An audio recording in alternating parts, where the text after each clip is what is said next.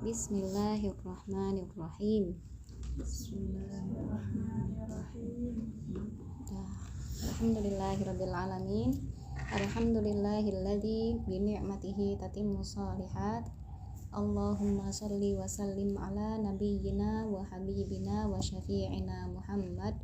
Allahumma inna nas'aluka ilman nafi'an wa rizqan thayyiban wa amalan mutaqabbala.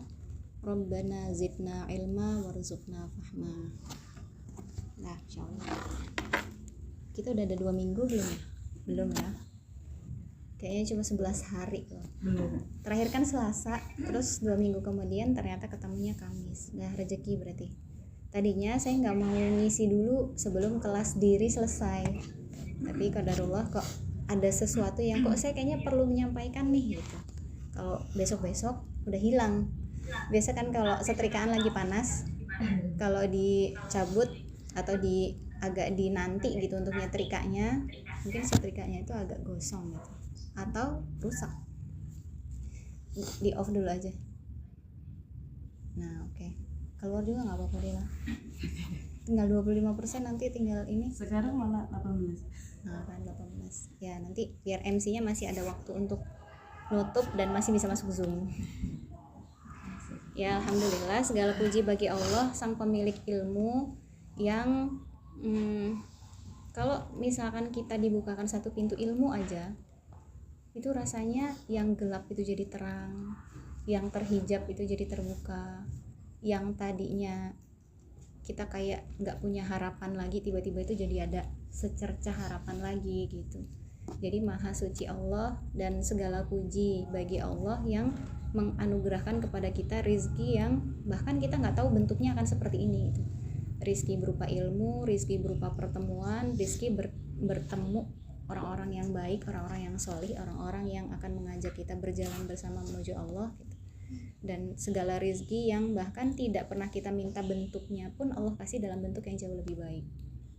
Dan kepada Rasul qudwah kita Nabi Muhammad Sallallahu Alaihi Wasallam yang menjadi sebaik-baik perantara ilmu, menjadi sebaik-baik ibaratnya kalau Allah itu punya banyak sekali bahasa yang mungkin kita sulit memahaminya, maka bahasa itu dimudahkan oleh Rasul Sallallahu Alaihi Wasallam melalui tutur kata beliau, melalui teladan-teladan beliau, melalui interaksi beliau dengan para sahabat dan sebagainya. Dan semoga kita adalah di antara para umat yang ditunggu oleh beliau di Telaga Al-Kautsar. Jadi nanti ketika kita mau memasuki kafling surga masing-masing nih, sebelum masuk ke dalam surga itu kita tuh kumpul dulu di sebuah telaga yang di sana kita diberi minum yang lebih manis dari madu, lebih lembut dari susu, dan lebih dingin dari salju, lebih sejuk dari salju. Dan di sana kita akan berkumpul bersama umat Nabi SAW yang lain, yang kalau kata di antara riwayat yang disebutkan adalah, jadi sebelum kalian memasuki kafling surga masing-masing, berjumpa dulu denganku gitu, berkumpul dulu denganku gitu. Nah, dan kita juga memohon pertemuan ini sebagaimana pertemuan yang lain juga kita harapkan ada ilmu bermanfaat yang bisa kita bawa pulang. Tidak penting sebanyak apa, tidak penting kita bisa menyampaikan lagi apa enggak gitu kan. Kadang-kadang kalau misalnya kita datang, teman kita nggak datang, tadi itu dapat apa nggak tahu, pokoknya nggak tahu, kayak Indri kemarin, pokoknya tiba-tiba udah dapat semangat aja gitu. Iya, karena memang nggak ada yang bisa mewakili ruh yang saling bertaut seperti ini. Sekalipun misalkan kita hadir melalui online Zoom, ini akan sangat berbeda ketika kita hadir tatap muka langsung. Dah, teman-teman yang bawa mushaf boleh buka sekarang di surat Al-Baqarah ayat 30. Teman-teman yang di Zoom juga boleh ya, silakan dibuka mushafnya masing-masing. Oh, putus-putus suaranya nggak kedengeran. Ya, ini masalahnya nggak bisa pakai yang itu, gimana dong? Kurang deket ya, deketin aja. Coba, kalau segini kerasa lebih jelas gak? Surat Al-Baqarah ayat 30. Oh iya, kurang deket aja ya. Udah? Siapa yang mau baca? Kecuali Dela, kecuali Indri. Jadi kalau nggak Iza, Sekar. Sekar boleh Arabnya, Iza bahasa Indonesianya.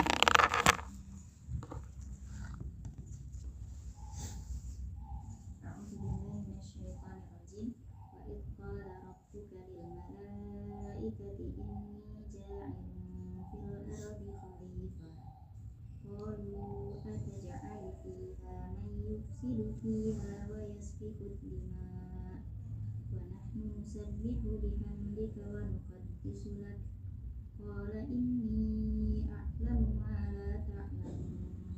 Oke, Iza boleh. Ingatlah ketika Tuhanmu berfirman kepada para malaikat, Aku hendak menjadikan khalifah di bumi. Mereka berkata, apakah engkau hendak menjadikan orang yang merusak dan menumpahkan darah di sana? Sedangkan kami bertasbih memujimu dan mensucikan namamu. Dia berfirman, sesungguhnya aku mengetahui apa yang tidak kamu ketahui. Oke, Allahumma arhamna bil Quran. Tadi yang di awal kan kita baca surat An-Nisa ayat 1. Di situ dijelaskan bahwa Allah menciptakan awalnya seorang laki-laki dan dari sebagian tubuhnya diciptakanlah seorang perempuan, yang laki-laki dan perempuan ini nanti akan beranak pinak menjadi keturunan. Nah, sekarang kita membaca ayat di mana di sana Allah kasih alasan kenapa ya kok Allah tuh menciptakan manusia. Nah, apa hubungannya? Kan kita kan bikin judulnya apa? Perempuan perasa dan lelaki yang tak banyak bicara.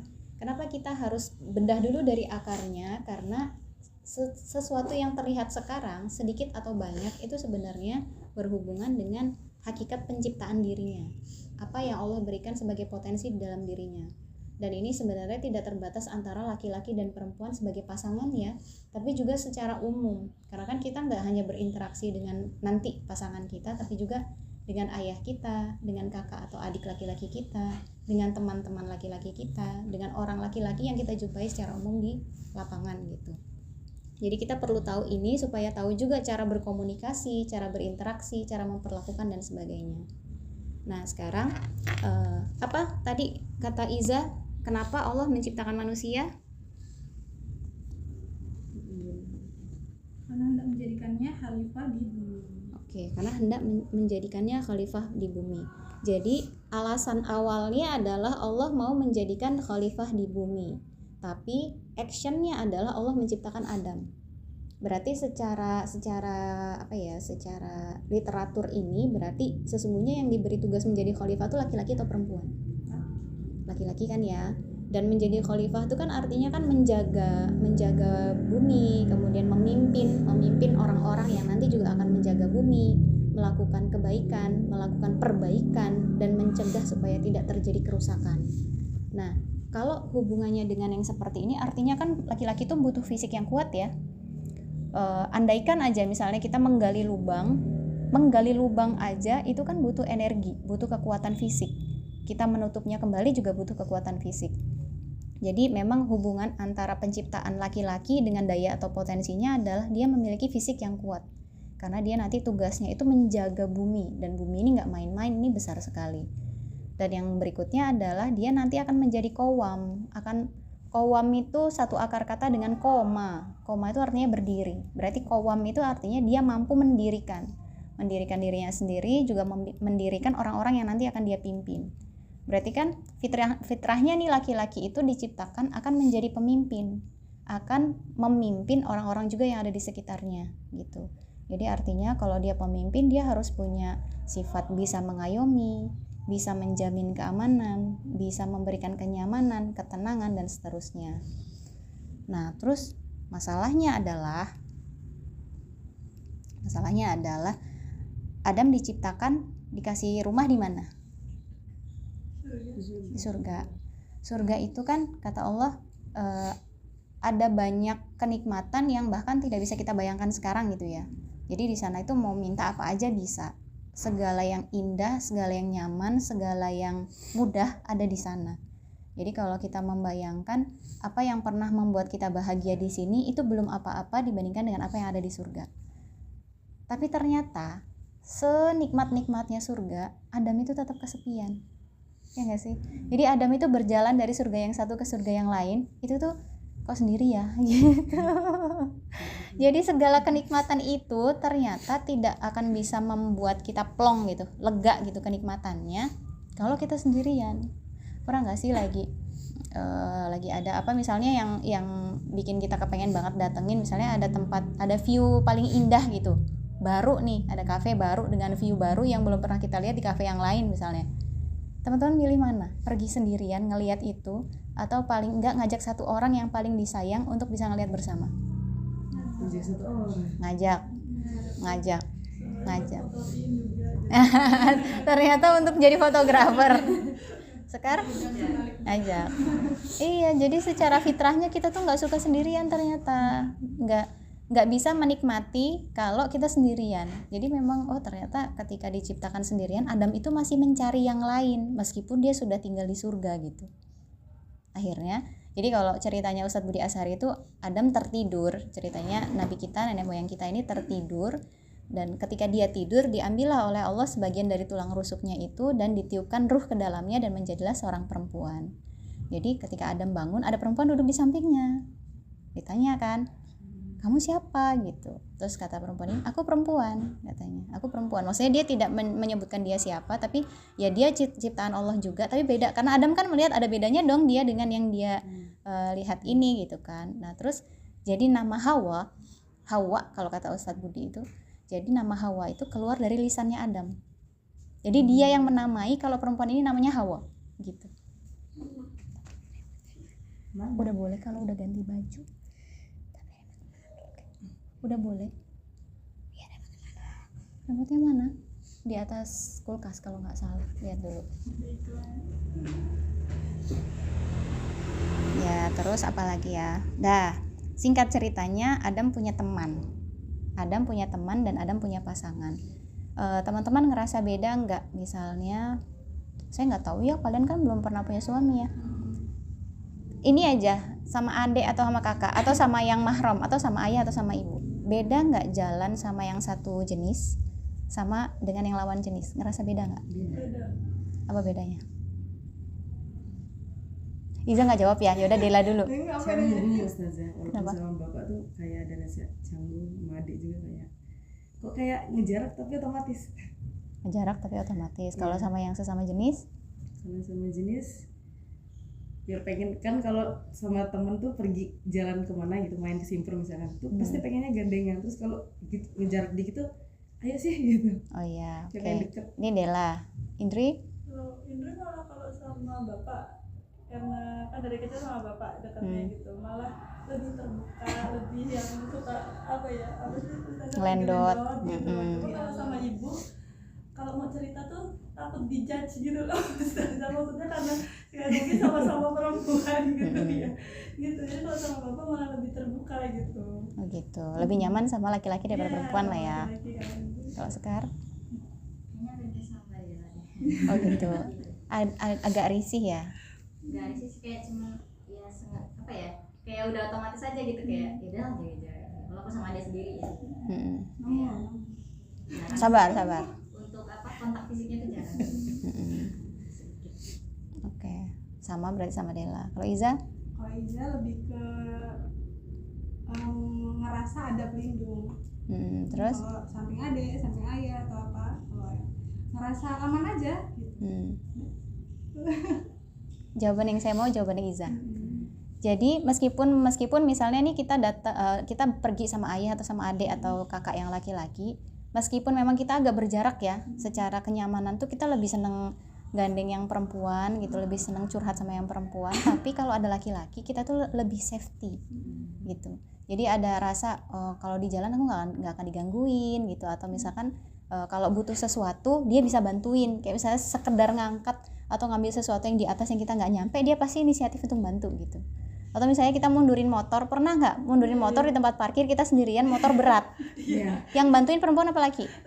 Laki kan. Jadi emang insting itu tuh hanya ada dari sosok laki-laki, karena mereka diciptakan sebagai qawwam, diciptakan sebagai orang yang menjaga keamanan. Jadi insting itu tuh akan lahir dari dalam dirinya gitu. Nah jadi ketika kita diciptakan sebagai perempuan, nanti kita akan bahas perempuan itu gimana, tapi secara umumnya kenapa kita seperti ada kenyamanan atau keamanan ketika bersama dengan laki-laki, karena memang laki-laki diciptakan dengan fitrah itu. Nah sekarang pertanyaannya, Hawa tadi diciptakan dari tulang apa? Tulang rusuk ya, bukan dari tulang kepala, bukan dari tulang tangan, bukan dari tulang kaki. Artinya posisinya memang untuk dilindungi gitu. Kalau Ustaz Salim bilang dekat ke tangan untuk dilindungi, dekat ke hati untuk dicintai. Jadi itu adalah perempuan. Dia tidak diambil dari tulang kepala sehingga perempuan tidak akan menjadi pemimpin.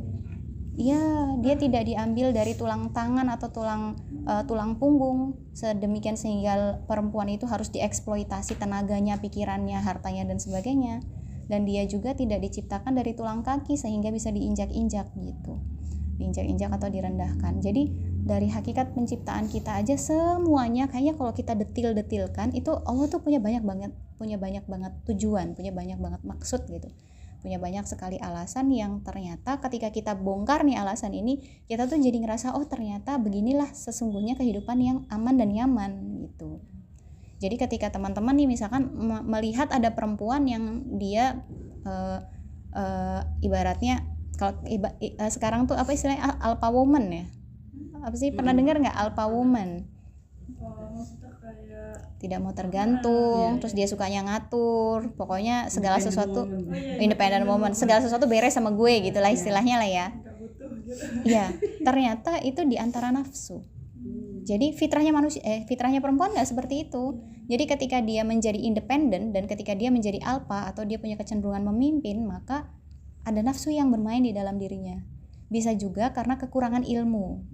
Cobalah lihat sealpa-alpanya perempuan. Saya nanya kalau mobilnya mogok, siapa yang bantuin? Tetap laki-laki, dia tetap butuh bantuan orang lain gitu. Atau seindependennya perempuan, yakin dia mau hidup sendirian, pasti dia tetap butuh laki-laki gitu. Entah misalnya dia nggak mau nikah ya wallahu alam ya, seminimal-minimalnya jadi satpam untuk rumah dia, ya kan ya gitu. Jadi perempuan itu memang fitrahnya dia tidak akan bisa berdiri sendiri, dia akan selalu berada di bawah perlindungan laki-laki. Nah kemudian yang istimewa lagi dari perempuan adalah Allah tuh punya Asmaul Husna. Asmaul Husna yang paling sering kita ulang-ulang adalah apa? Ar-Rahman, Ar-Rahim. Dan yang diberikan oleh Allah ke dalam tubuh perempuan itu apa? Ar-Rahim. Kalau Ar-Rahman itu pengasih. Jadi artinya Allah tuh memberikan semuanya kepada makhluk tanpa lihat ini makhluknya apa dan dia taat kepada Allah atau tidak. Jadi semuanya dikasih sama Allah. Semua dikasih rizki, semua dikasih kehidupan, semua dikasih harapan, semua dikasih. Pokoknya apapun yang mereka butuhkan gitu Allah kasih. Itu sifatnya Ar-Rahman. Tapi Ar-Rahim itu satu level di atasnya Ar-Rahman, yaitu penyayang gitu. Jadi kalau misalnya kita mau dapat Ar-Rahimnya Allah, berarti kita harus jadi yang dekat sama Allah dulu. Jadi yang dicintai Allah. Jadi yang melakukan apa yang Allah perintahkan. Jadi yang taat kepada apa yang sudah Allah gariskan itu untuk kehidupan kita gitu. Jadi artinya mana yang lebih istimewa? Yang mendapatkan Ar-Rahman atau yang mendapatkan Ar-Rahim? Ar-Rahim, karena dia posisinya jauh lebih tinggi levelnya. Dan yang mana yang dititipkan oleh Allah ke dalam tubuh perempuan? Rahim ya. Jadi Rahim ini artinya dia gak sembarangan ngasih kasih sayang itu kepada orang, tapi hanya kepada orang-orang tertentu yang dia sayangi aja. Nah makanya di judul kita perempuan perasa, karena memang sama Allah kita dikasih rahim. Ada loh Asmaul Husna di dalam diri kita, ada loh sifat baiknya Allah di dalam diri kita, yang sifat baik itu jadi daya atau jadi potensi yang akan membantu kerjanya laki-laki menjadi khalifah fil ard gitu. Jadi kehadiran perempuan itu adalah menjadi ketenangan bagi laki-laki. Laki-laki yang menghadapi badai di luar sana bisa tenang lagi kalau sudah pulang. Lelaki yang sekiranya dia logika itu bikin capek loh. Mereka kan mikir keras untuk bikin pesawat, mikir keras untuk ngebor bumi, mikir keras untuk membantai samudra gitu. Itu capek loh. Nah ketika mereka pulang dan ngobrol gak penting sama perempuan, itu merestart energinya laki-laki. Jadi perempuan itu punya daya untuk menjadi tempat yang nyaman dan tenang, menjadi kenyamanan dan ketenangan untuk laki-laki gitu. Jadi kalau ada perempuan yang misalnya dia nadanya tinggi ngomongnya, sengak, nyentak-nyentak sama laki-laki, dia sedang diselimuti oleh hawa nafsu atau mungkin belum sampai ilmu kepadanya. Karena fitrahnya perempuan itu berkasih sayang, fitrahnya perempuan itu ya lembut gitu dan menjadi tempat yang menenangkan gitu. Kita kan kalau misalnya ngelihat tujuan pernikahan yang pertama apa? Tujuan pernikahan. Kalau misalnya ada orang menikah yang teman-teman doakan apa? Sakinah, mawadah, warahmah. Sakinah itu satu akar kata yang sama dengan maskan. Maskan itu artinya rumah. Perempuan tempatnya di mana? Di rumah. Jadi semua yang kembali ke rumah pasti akan mendapatkan ketenangan. Jadi ketenangan tuh datangnya dari siapa? Dari perempuan gitu. Jadi kalau dengan keberadaan perempuan ternyata tidak dapat sakinah, berarti dua, dia sedang diselimuti hawa nafsu atau dia kurang ilmu gitu. Karena fitrahnya dia akan selalu memberikan ketenangan gitu. Ini untuk yang perempuan perasa. Nah sekarang oh iya, tadi kan untuk laki-laki ya, kepada suami atau kepada laki-laki dewasa di dalam rumah, dan rahim ini juga itu juga yang akan menjadi modal lahirnya manusia-manusia berikutnya gitu. Jadi nggak main-main loh potensi yang Allah kasih ke kita tuh. Bahkan ujung tampuk kejayaan atau ujung tampuk sebuah zaman atau ujung tampuk sebuah generasi itu ada di tangan perempuan, karena awalnya mereka tumbuh di dalam rahim kita gitu. Jadi ketika Allah berikan sifat salah satu dari Asmaul Husna ke dalam diri kita, kemudian kita gunakan potensi itu untuk melahirkan manusia-manusia mulia, maka atas izin Allah kita pun akan dimuliakan gitu. Masya Allah. Saya kadang kalau membahas kayak ini sesek sendiri loh. Nah gitu, jadi ada alasan kenapa Allah menciptakan laki-laki, Allah menciptakan perempuan, dan masing-masing ada bagiannya, dan masing-masing juga punya perannya, punya tanggung jawabnya, dan punya kemuliaannya. Nah kadang saya suka gini, kenapa ya kok di dalam Al-Quran itu ada An-Nisa tapi nggak ada Ar-Rijal? Pernah nggak bertanya-tanya? Belum pernah ya. Dela? Barusan apa sebelumnya udah pernah? Nah, semenjak dengar kayak kajian pernah ikut yang ini Ustadz Salim, mereka kan bahas apa jawabannya? Bening Dela. Jawaban dari Ustadz Salim? Nggak tahu. Belum, intinya belum dapat jawaban ya. Sekarang pernah dengar nggak? Pernah kok ada Anissa tapi nggak ada Ar-Rijal gitu, pernah nggak? Nggak ya. Iza? Pernah dengar deh tapi lupa. Oke.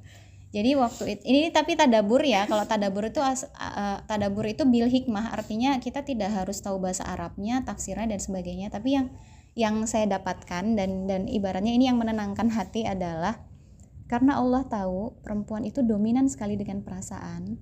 Allah tahu perempuan tuh suka sekali ditinggikan perasaannya. Allah tahu perempuan itu sangat suka dipuji, diistimewakan. Maka ada An-Nisa, tidak ada Ar-Rijal. Kenapa Ar-Rijal tidak ada? Karena laki-laki nggak ada juga nggak apa-apa. Pernah lihat video anak kecil yang lewat pintu terus sama ibunya pura-pura kayak di pintunya diketok gitu, seolah-olah dia kejedot. Ketika anak laki-laki, are you okay? Gitu kan, sama ibunya kan. Pernah nggak lihat ada video kayak gitu? Jadi nih ceritanya nih ya, dia gendong anak bayinya umur 1 tahun atau 2 tahun gitu. Laki-laki lewatin pintu, terus ibunya itu gebrak pintu gitu, seolah-olah anak itu tuh kejedut padahal nggak kejedut. Nah terus ibu tuh nanya, are you okay? Kata anak cowoknya, I'm okay. Kata itu gitu. Nah giliran anak perempuan yang kayak gituin, terus ada suara gitu kan. Padahal dia tuh sebenarnya nggak kejedut. Terus ditanya, are you okay? Padahal kan dia nggak sakit ya, tapi karena emosinya yang main, tadi ada suara nih. Suara itu biasanya terjadi kalau aku kejedut. Jadi padahal aku nggak kejedut, tapi karena ada suaranya, berarti aku tuh sakit gitu. Jadi perempuan tuh kompleks sekali dengan perasaannya, dan karena Allah tahu ini, Allah istimewakanlah perempuan di An-Nisa gitu. Ini tadabur ya, artinya masih bisa dielaborasi lagi, dan belum tentu juga sebetulnya yang sahih adalah seperti ini. Tapi diantara bolehnya kita tadabur Al-Quran adalah ketika kita mengambil hikmah, dan itu semakin menguatkan rasa cinta kita kepada Allah gitu. Nah kemudian kenapa laki-laki jarang ngomong? Kenapa? Pertanyaan saya coba nanya. Teman-teman dikelilingi oleh laki-laki yang banyak ngomong apa laki-laki yang banyak diem? Sekar diem, Iza pendiam, terus? Bapakku banyak ngomong. Bapakmu banyak ngomong. Suka nasehatin gitu. Teman laki-laki atau kenalan laki-laki yang lain bikin perbandingan, lebih banyak yang ngomong apa yang diem? Lebih banyak yang diem. Lebih banyak yang diem. Terus Indri? Lebih banyak yang diem. Kenapa coba? Gengsi kah? Kenapa? Laki-laki jarang bicara. Hemat. Laki-laki jarang bicara. Lebih Kenapa? kepada tindakan gitu nggak sih? Lebih kepada tindakan. Iya, kalau ngelihat kakak ipar tuh kayak kalau mbak kan langsung ngoceh gini, kalau bapaknya tuh langsung diangkat, langsung di apa gitu. Oke, saya sambil ngecek ini suaranya udah aman belum? Oke, teman-teman kalau kurang jelas suaranya nanti ngomong lagi ya. Oke, itu menurut Dela. Menurut Iza, Pernah denger itu udah fitrah juga kan, termasuk fitrah juga. kenapa fitrahnya begitu? Kan pertanyaannya kenapa ya? Kenapa ya? Karena kita tuh ya itu tadi perasa, jadi apa-apa diungkapin. Tapi kalau laki-laki mungkin nggak perasa, jadi dia nggak ngungkapin. Gitu. Logikanya. Berarti cukup gitu, maksudnya nggak ngungkapin pun ya bagi laki-laki itu cukup gitu. Karena dia nggak merasakan juga hal itu. Iya, terus.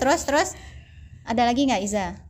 Udah, Indri? Kalau dari Indri yang udah Ustazah jelasin tadi ya, bahwa laki-laki itu kan kawam, mereka itu pemimpin, sehingga mereka tuh kayak dalam dirinya merasa kayak segala sesuatu tuh bisa terhandle gitu nggak sih Ustazah? Jadi kayak dan kalau dia kayak cerita-cerita tuh rasanya kayak nggak apa ya, jadi nggak kayak kawam gitu, bisa jadi ya Kurang itu perasaan berwibawa apa aja gitu. sih. Oh iya, saya dapat poinnya. Oke. Sekar? Kenapa ya dia? Pertama emang mereka pakai pikirannya sendiri, jadi kalau udah pikir sama diri sendiri udah nanti tinggal dilaksanain kalau udah dapet solusinya. Jadi mereka lebih mikir, ya udah dia pikirin dulu, gak usah cerita ke orang-orang, tapi nanti dikerjain kalau udah dapet solusi. Oke, saya sama kayak Dela ya. Iya nggak sih? Kurang lebih mirip. Menurut saya ini jawabannya nggak ada yang salah, tapi saya punya jawaban tambahan.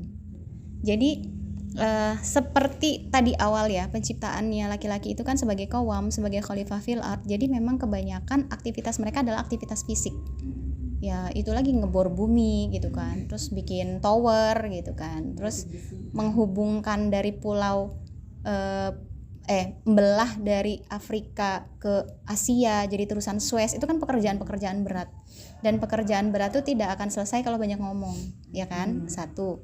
Terus yang kedua, tadi sebenarnya Iza juga ada hubungannya dengan perasaan, karena mereka berpikir kerja sudah gitu, jadi nggak perlu mengelaborasi. Kalau kita tuh kan kayaknya nanti kita bahas lah yang sisi perempuan ya, tapi kalau untuk laki-laki ya karena dia dominannya logika, akhirnya fokusnya pada kerja bukan pada perasaan. Yang berikutnya adalah seperti Indri bilang, jadi karena dia adalah qawam, ada loh wibawanya seorang qawam. Kalau seandainya dia ngeluh, seolah-olah dia sudah tidak punya kompetensi lagi untuk menjadi qawam. Kalau seandainya dia gampang bicara, suatu saat ketika dia bicara yang penting, orang sudah tidak menganggap penting lagi gitu. Jadi memang laki-laki itu sama Allah tuh disetting sedikit bicara supaya ketika bicara itu adalah yang perkataan dalam dan membekas. Kayak Rasulullah kan kadang kalau misalnya ada sahabat yang minta nasihat ya, Rasulullah cuma ngasih satu kalimat. Tapi bahkan satu kalimat itu sama ulama bisa dibedah jadi berkitab-kitab gitu. Karena seorang laki-laki ketika bicara itu pasti penting banget, ya kan? Orang jarang ngomong nih, sekali yang ngomong itu pasti penting banget. Dan dia sebagai qawam juga kan dia memutuskan perkara kan? Orang yang memutuskan perkara artinya kan dijunjung tinggi nih. Kalau misalnya dia orang yang ember, suka ngadu domba, pokoknya banyak ngomong lah. Kira-kira kita respect nggak sih kalau misalnya misalnya dia ngomong lagi gitu, ngomong hal yang penting? Nggak respect kan? Kita lebih respect sama orang yang Assalamualaikum warahmatullahi wabarakatuh, silahkan. Kita lebih respect sama orang yang diam-diam dia kerja, ketika dia butuh ngomong, dia ngomong langsung langsung semuanya bekerja gitu. Jadi ternyata ada hubungannya juga dengan qawamnya. Nah sekarang pertanyaan saya, jadi laki-laki yang pendiam itu salah apa enggak? Enggak kan ya, pahami aja kalau dia salah, kalau dia pendiam gitu. Nah terus sekarang perempuan perempuan apa dominannya? Banyak bicara. Kenapa dia banyak bicara? Karena yang dia mengungkapkan tadi itu. Mengungkapkan apa? Karena perasaannya kompleks sehingga perlu untuk dikeluarkan. Oh iya. Menurutmu cerewet?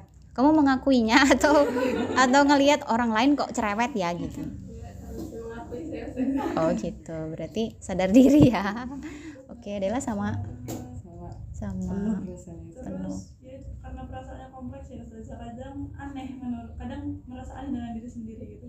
Kadang suka sedih tiba-tiba gitu, karena apalagi kalau lagi PMS kadang suka ini kok marah gitu loh, aku tadi marah ya gitu. Apa sih gitu. Sekarang gitu juga. Diri sendiri kan, tapi kita bingung. Diri sendiri aja bingung. Habis itu kita nyalahin laki-laki, nggak peka. Lah orang kamu aja nggak ngerti dirimu sendiri gitu. Iya, sekarang gimana? Karena perlu validasi ya, jadi kayak dia pengen ceritain apapun gitu. Gitu. Ini siapa namanya? Halimah mau berpendapat apa mau nyimak dulu? Oke, nyimak dulu. Iza udah belum tadi? Udah ya? Perasaan, jadi dia ya itu mengungkapkan semuanya, rasa sedih, senang, jadi Stres. lagi stres ya. Iya. Aduh, masya Allah gitu. Oke, teman-teman coba perhatikan deh ya, ayah kita misalnya atau orang laki-laki di keluarga kita. Mereka kalau habis capek kerja atau misalnya lagi ngerasa pusing aja, apa yang mereka lakukan? Satu, duduk sendirian di teras sambil ngerokok atau sambil ngopi, satu ya. Dua, ngobrol sama istrinya, tahu nggak sih beb, aku gini. Satu apa dua? Satu. Ketika perempuan dia capek, dia bingung, dia marah, dia sedih, apa yang dia lakukan? Pertama, duduk di depan teras ngopi sambil gini, atau dia ngomong sama orang terdekatnya, entah siapapun yang ada di dekatnya, tahu nggak sih aku tuh gini dari A sampai Z diceritain. Satu apa dua? Dua. Oke, pertama sadari kita laki-laki dan perempuan tuh berbeda ya. Laki-laki itu karena mereka dominan logika, mereka tuh cukup diem aja, ini nih udah main. Jadi mereka tuh nyusun di dalam kepala itu. Begini, diurutkan tuh A sampai Z-nya. Yang tadinya berantakan diurutkan sama mereka, makanya mereka diem, mereka bengong, mereka lebih suka nonton reel misalnya daripada ketemu orang, karena ketemu orang tuh bikin nambahin isi kepalanya mereka yang sangat penuh itu gitu. Sementara perempuan karena dominannya perasaan nih, logika dia agak kurang setengah on. Jadinya dia itu untuk mengerti pikirannya atau mengerti masalah yang ada itu harus dikeluarin dulu seperti gudang yang isinya berantakan. Jadi dikeluarin dulu satu-satu, ditata ulang, dilihat mana yang sampah, mana yang masih bisa dipakai. Jadi kalau teman-teman misalnya pernah dicurhatin sama ibu misalnya, ibu tuh cerita lah dari tetangga depan rumah sampai yang belakang, sampai kanan kiri, sampai mertuanya, sampai iparnya apa, intinya cuma ibu tuh nggak punya duit. Tapi semua diceritain kan ya, karena ibu tuh nggak ngeh kalau ibu tuh kurang duit, ibu tuh nggak ngeh kalau masalahnya adalah ibu tuh butuh duit. Tapi harus gali dulu tuh di dalam gudang gitu, yang mana ya, akhirnya dikeluarin dulu gitu. Karena kita ada kelemahan di bidang logika dan sementara yang mendominasi ada perasaan, jadi akhirnya perasaan dulu yang dikeluarin, sampah-sampah yang sekiranya perlu dibuang, nah baru nih nanti ngecun, oh ternyata gini gitu. Dan kenapa juga perempuan tuh nggak butuh solusi, karena dengan ngeluarin yang ada di dalam gudang itu udah solusi, jadi udah jadi telinga yang baik aja. Kan pernah juga kan kita kayak gitu ya, terus pas giliran teman kita mau ngasih nasihat, udah beb aku udah dapet masalah, udah dapet solusinya, lu gak usah ngasih solusi lagi gitu akhirnya. Nah gitu. Ada kitab namanya Rodotul Muhibbin, pernah dengar? Taman-taman orang yang saling mencintai, apa ya? Rodotul itu taman, Muhibbin itu orang-orang yang penuh cinta, orang-orang yang mencintai, taman-taman para pencinta. Pernah dengar gak? Tapi kalau saya sebut penulisnya teman-teman tahu deh, Ibnul Qayyim Al-Jauzi. Tahu ya? Tahu.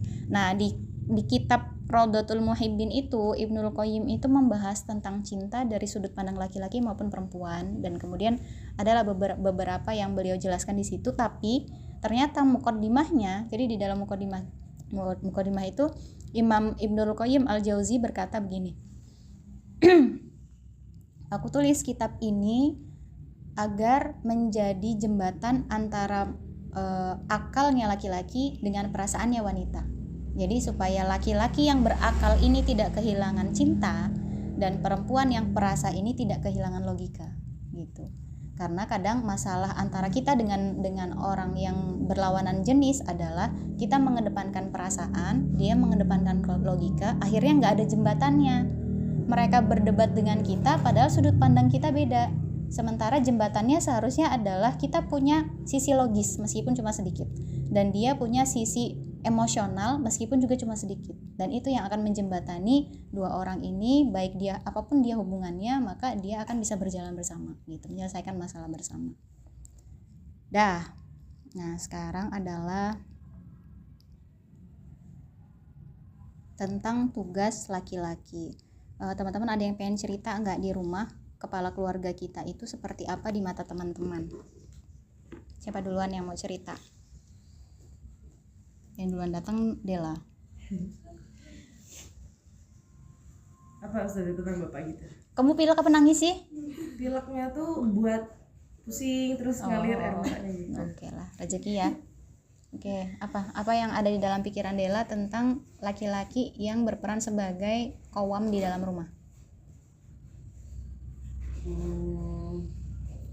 Jadinya ini lagi pusing. Udah nggak jadi jawab.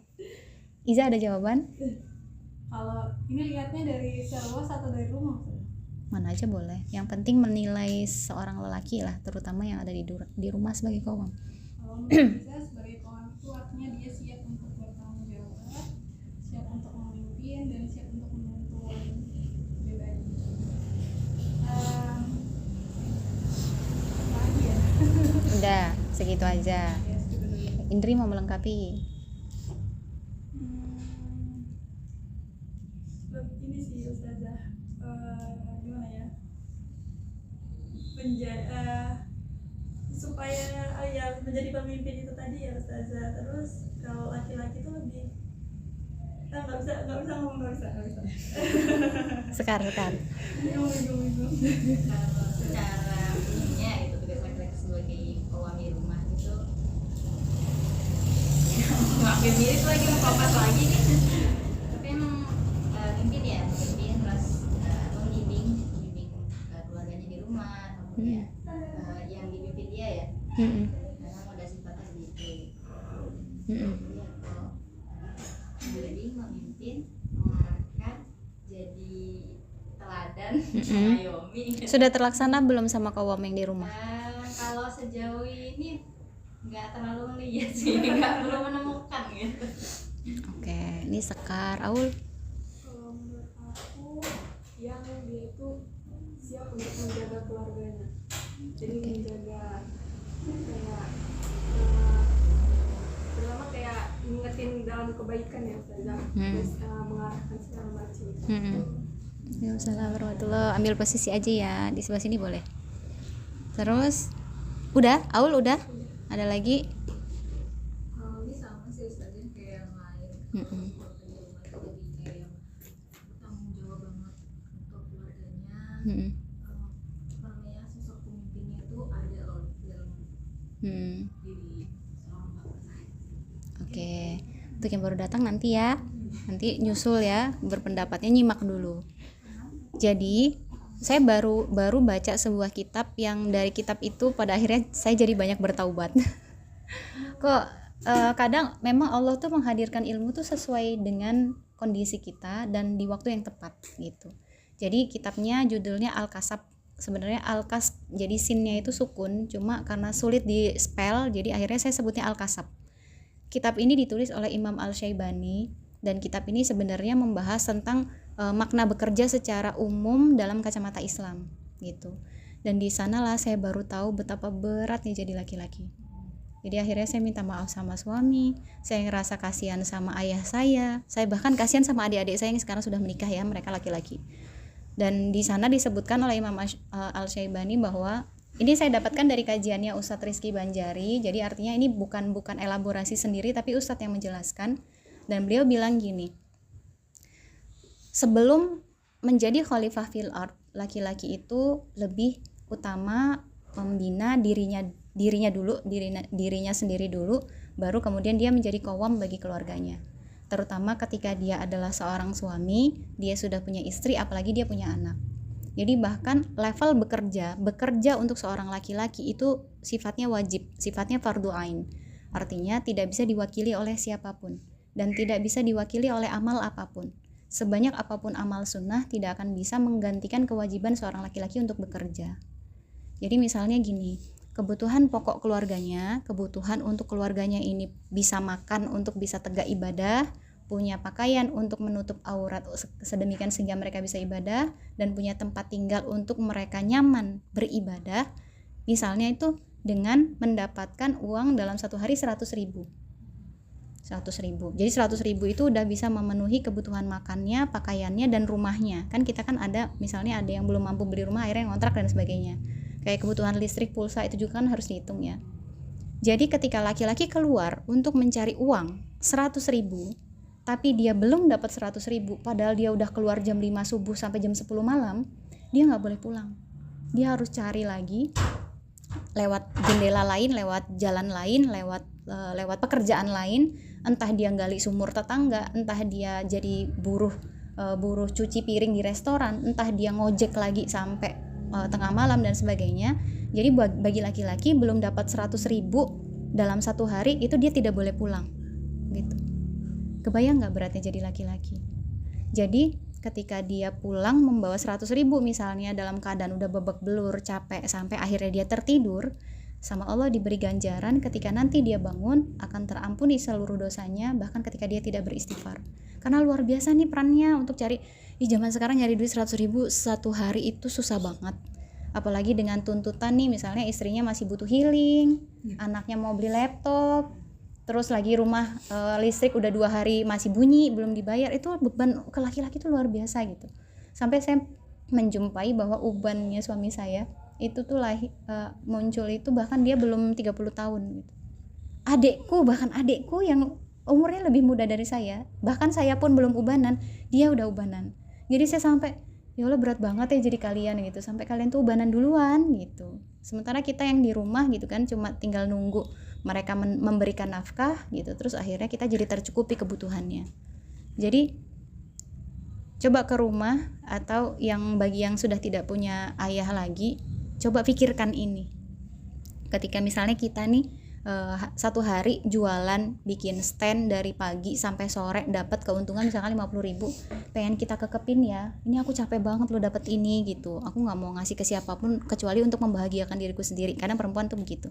Tapi ketika laki-laki dia dapat 100.000, sekalipun dia punya hak atas 100.000 itu untuk dirinya, untuk makan, pakaian, dan rumah itu, pasti dia akan lebih banyak memberikan kepada istri dan anak-anaknya gitu. Jadi laki-laki ini bahkan sampai udah nggak mikirin lagi dia itu udah makan apa belum, udah nggak mikirin lagi dia itu cukup apa enggak, yang penting istri dan anak-anaknya itu nggak ngerengek gitu. Makanya sampai Ustadz Budi Ashari itu bilang, kalau kita mau ngelihat laki-laki itu bahagia atau tidak, lihat keluarganya. Karena bagi dia bisa mencukupi kebutuhan keluarganya, itu adalah kebahagiaan. Sementara ketika kebutuhan ataupun hak-hak keluarganya tidak terpenuhi, itu menjadi siksaan bagi dirinya sendiri gitu. Jadi mulai hari ini banyak-banyaklah melihat kepada ayah kita, kepada qawam kita yang sejak kita lahir dia sudah menjadi pemimpin di keluarga, dan banyaklah berterima kasih kepada beliau. Karena seumur hidup kita, beliau itu sudah memberikan sebagian hartanya untuk kita. Misalnya aja kita dalam satu hari, satu malam tuh butuh makan 20.000 misalnya ya. Berarti kan dalam 10 hari berapa? 200.000. Dalam 100 hari, benar ya, 2 juta ya? 2 juta. Kalau 1 tahun itu ada 300 hari, berarti 6 juta. Kita udah berapa tahun sekarang? Katakanlah 20 tahun. 6 juta kali 20 tahun berapa? 6 juta kali 10, 60 juta kali 2, berarti 120 juta. Sudah ayah kita berikan kepada kita itu 120 juta hanya untuk makan. Belum pakaian, belum jajannya, belum kalau kita pengen jalan-jalan, kan jalan-jalan itu kan pasti ada yang dibeli. Belum baju kita, pakai rumah tempat kita tinggal, belum kalau kita pengen beli handphone, beli laptop, keperluan kuliah, kosnya, biaya hidupnya, healing-healingnya, banyak banget loh. Bisa nggak kita ngeluarin uang 120 juta untuk satu orang setiap hari sepanjang usianya? Bisa nggak? Kita ngasih uang 10.000 ke orang setiap hari, bisa nggak? Mungkin bisa, tapi kalau setahun, kalau 2 tahun, 10 tahun, belum tentu bisa. Makanya laki-laki yang beriman ini, apa yang membuat mereka mau ngeluarin hartanya, bekerja keras tapi untuk orang lain, itu adalah iman yang ada di dalam dirinya. Karena iman itulah sama Allah dicabut rasa pelit, rasa bakhil di dalam dirinya laki-laki. Jadi ketika laki-laki ini punya iman, dia akan hilang rasa pelitnya, sehingga pekerjaan dia atau hasil dari dia bekerja keras itu diberikan kepada keluarganya tanpa menyesali sedikit pun. Ini dari sisi laki-laki. Nah sekarang kalau dari cerita ini ya, yang ingin saya sampaikan adalah sebelum kita berpikir tentang qawam yang akan datang kepada diri kita, sebelum kita berpikir tentang orang yang nanti akan menafkahi kita, hargai dulu qawam yang ada di dalam rumah kita. Posisikanlah dia sebagaimana qawam. Karena betapa banyak orang yang seharusnya menjadi qawam tidak menjadi qawam karena makmumnya tidak menjadi makmum. Jadi ada banyak laki-laki yang dia tidak dihargai di rumah, diinjak-injak oleh pasangannya sendiri di rumah, kemudian diejek atau dihina oleh anaknya sendiri di rumah dan sebagainya. Jadi seminimalnya kita menghargainya dengan menjunjung tinggi dia posisinya qawam, kita hormati. Kita hormati itu misalkan dengan setiap kita punya sesuatu, bertanyalah kepadanya, menurut Bapak gimana? Ketika Bapak atau misalkan beliau memberikan sesuatu kepada kita, atau dalam diskusi random aja bilang, Pak makasih ya gitu.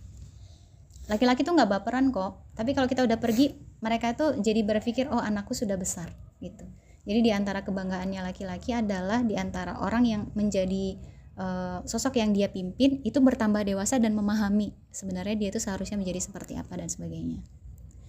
Kalau teman-teman pernah baca hadis bahwa di akhir zaman, kata Rasulullah SAW, akan sedikit jumlah laki-laki dibandingkan perempuan.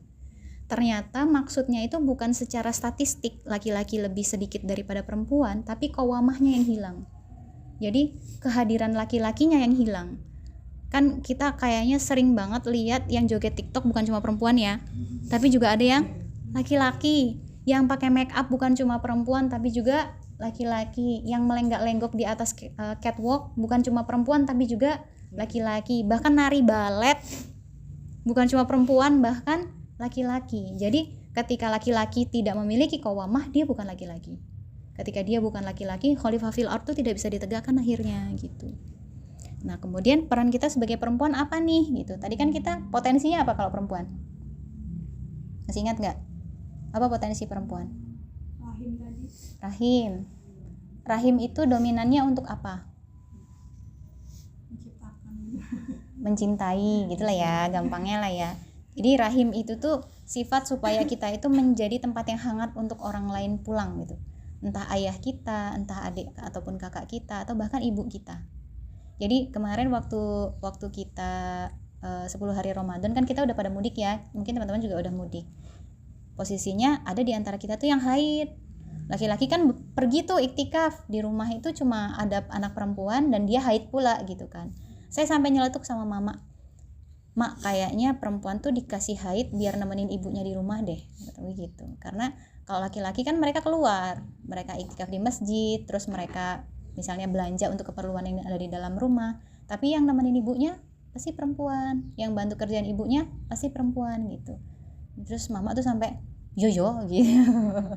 Jadi ternyata di antara hikmah kita haid adalah karena memang cuma kita yang bisa nemenin kerjaannya ibu di rumah. Serajin-rajinnya laki-laki kan pekerjaannya tidak akan serapi perempuan ya, tidak akan sebersih perempuan gitu. Jadi posisi kita itu ternyata bukan hanya sebagai perempuan untuk laki-laki, tapi juga sebagai perempuan untuk sesama perempuan. Coba teman-teman bisa cerita banyak itu dengan didengarkan oleh laki-laki atau didengarkan oleh perempuan? Perempuan kan, laki-laki itu kan nggak seneng orang ngomong banyak ya. Kayak saya bisa cerita sama suami itu, oke, ya boleh. Apa coba Bi? Nggak tahu, wassalam. Saya udah ngomong dari bab 1 sampai 12 gitu, ternyata dia itu tidak mendengarkan. Jadi ternyata orang yang bisa punya kemampuan mendengarkan yang baik itu adalah sesama perempuan juga. Jadi rahim kita ini ternyata keberkahannya bukan hanya untuk laki-laki sebagai pasangan, bukan hanya untuk anak yang akan dilahirkan oleh kita, tapi juga sesama perempuan untuk saling menghangatkan. Udah terjawab belum ini judul kajian kita hari ini? Udah belum? Udah, nih sebenarnya masih ada sedikit, tapi mau dilanjut dulu apa mau ada yang mau ditanyakan dulu? Lanjut ya, padahal udah 45 menit ini. Semoga tidak bosan ya. Ya, saya teringat sebuah hadis yang disampaikan oleh Ustadz Budi Azhari. Jadi suatu saat ada seorang laki-laki mukmin yang dia itu belum menikah itu bukan karena dia nggak mau nikah, tapi dia itu ditolak sama banyak perempuan. Nah, datanglah seorang sahabiah bertanya, kenapa kok kalian tuh nggak mau sama dia gitu? Kenapa nggak mau sama dia? Terus ada yang bilang gitu, ya dia itu syahwatnya lemah. Ada yang jawab kalau syahwatnya itu lemah. Wallahu alam ya terjemah dari syahwat lemah itu apa, tapi perempuan ini, sahabiah ini bilang, berikan kepada saya, akan saya bangkitkan lagi syahwatnya gitu. Jadi artinya ternyata ketika misalkan nih ada seorang laki-laki dan dia qawamahnya tidak sempurna atau belum berdiri dengan seharusnya, ternyata ada peran perempuan karena dia punya rahim, punya rasa kasih sayang, dia juga punya potensi untuk menghangatkan, dia bisa membangkitkan qawamah itu lagi gitu.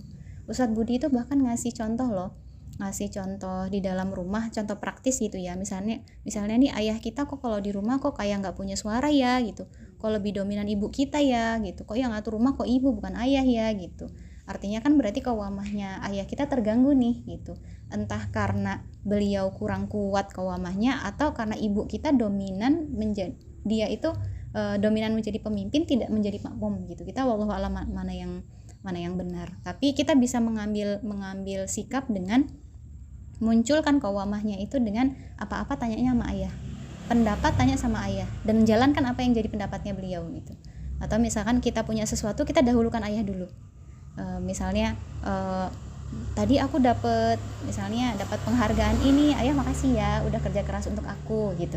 Jadi ibaratnya membangkitkan harga dirinya lagi, membangkitkan kepercayaan dirinya lagi, membangkitkan bahwa sesungguhnya dia itu dihormati di keluarga ini. Itu tuh bisa dengan cara itu. Jadi nggak harus kan kita harus jadi orang dewasa dulu, berilmu dulu, enggak, kita jadi anak yang baik aja. Jadi anak yang baik untuk membangkitkan qawamahnya laki-laki.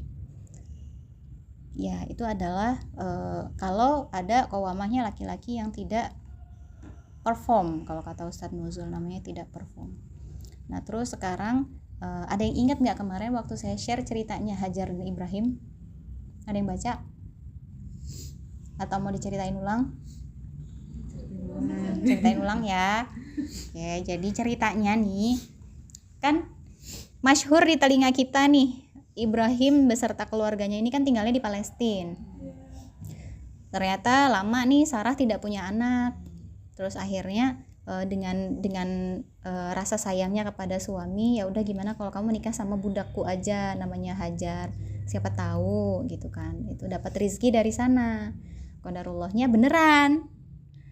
Awalnya ini adalah sebuah iktikat baik, lama-lama ya Allah gimana sih rasanya gitu, sudah mendampingi suami puluhan tahun, sudah menjadi orang yang terkasih selama puluhan tahun, ternyata suami itu jadi sedikit teralihkan dengan bayi baru ini gitu.